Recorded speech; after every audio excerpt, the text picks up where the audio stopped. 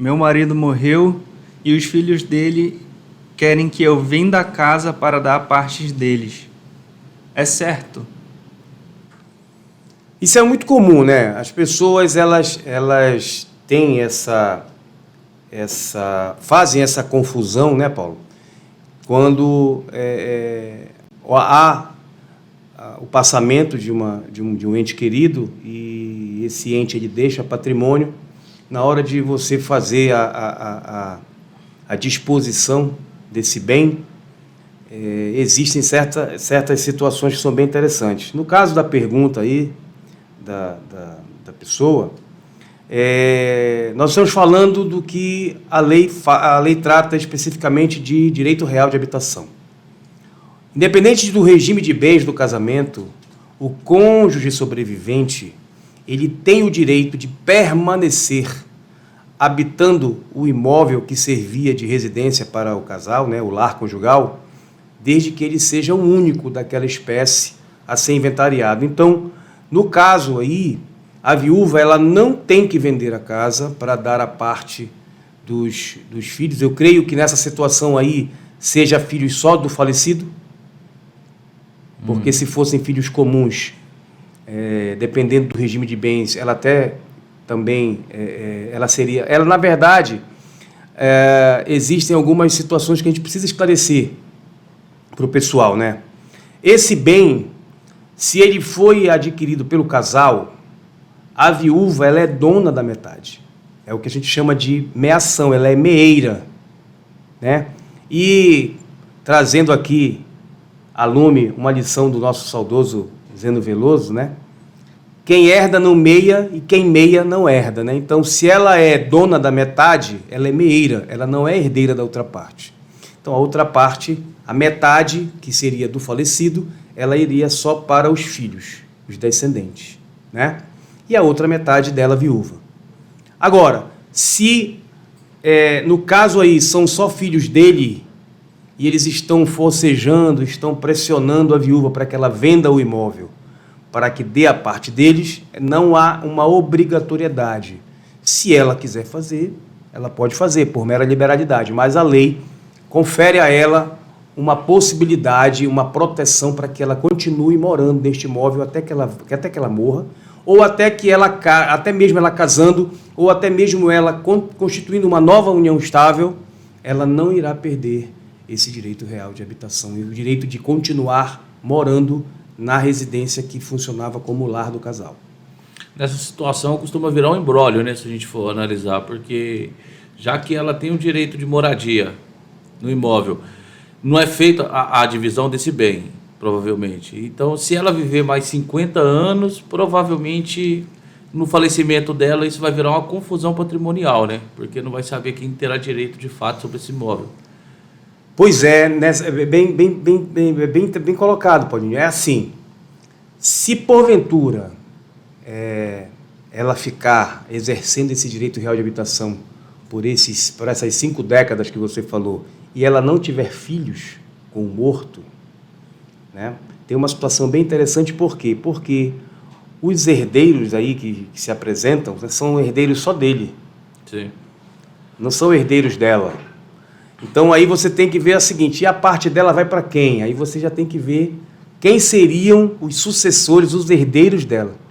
Porque, de repente, você pode ter a metade do falecido vai para os filhos dele, e a metade desta pessoa, dessa senhora aí, quando ela vier a óbito, depois de 50 anos, pode ser que vá para quem?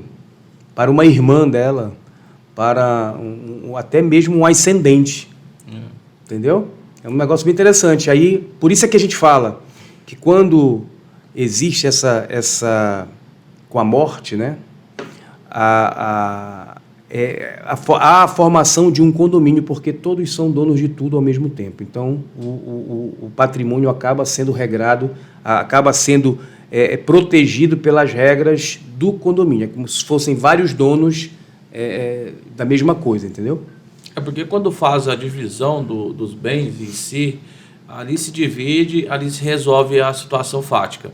Agora, quando não tem a possibilidade de fazer aquela partilha naquele momento e vai perpetuando num período, num tempo aí determinado, pode acontecer vários fatores, né? Inclusive essa senhora que está residindo no imóvel, ela pode ter outros filhos derivados de um outro relacionamento, que também terão direito sobre esse imóvel. Exatamente. Os filhos delas anteriores, vamos dizer, com o falecido, o decurso, pode também ter falecido e ter deixado herdeiros. Então, ou seja, vira realmente uma confusão. É muito prático. Como eu falei para ti, ela tinha um relacionamento com essa pessoa e ele já tinha filhos de um outro relacionamento. Ele morreu. Ela é dona da metade. Os dois querem que ela venda para entregar a parte deles, ela não quer, até porque ela tem a proteção da lei de ficar morando na casa. Bacana. Ela reconstrói a vida afetiva dela. Ela casa de novo e nesse outro casamento ela tem filhos. Entendeu agora? Aí o que vai acontecer? Dependendo do regime de bens adotado nesse segundo casamento, o novo cônjuge pode ser até herdeiro da parte dela. Entendeu agora? Pode acontecer. Pode acontecer. Milhões de cenários. Exatamente. São várias perspectivas aí que nós podemos ter. Mas a informação primordial, então, da pergunta seria que a viúva teria direito de residir no imóvel. Ela não é obrigada a vender para entregar a parte dos herdeiros que eles estão querendo receber, entendeu? Ocorrendo, ela tem em posse vários imóveis. Ela pode escolher o imóvel que ela quer manter residência ou não? Vamos supor, vou criar um exemplo aqui que o pessoal vai entender mais fácil.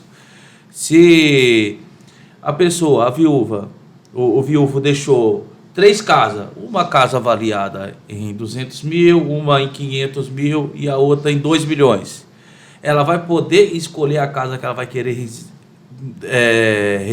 ter residência ou não? Não. Tem que ser o menor valor, não. O intermediário? Não. Na verdade, Paulo, nessa situação aí, ela nem teria o direito real de habitação, porque a lei, ela fala desde que seja o único da espécie a inventariar.